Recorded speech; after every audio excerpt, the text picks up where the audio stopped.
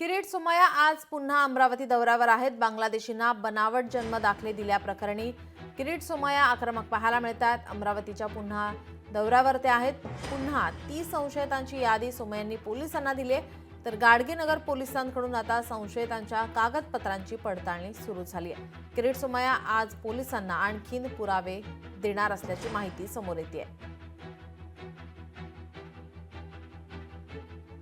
किरीट सोमय्या यांनी जे तक्रार दिली होती ते बांगलादेशी किंवा रोहिंग्या विरुद्ध दिली होती तक्रार। पण जे 6 लोकांवर अमरावतीमध्ये गुन्हा दाखल झाला आणि बाकीचे काही अंजनगाव सोजितले आहेत, कोणीही बांगलादेशी किंवा रोहिंग्या याच्यात आढळून आला नाही। एक गोष्ट।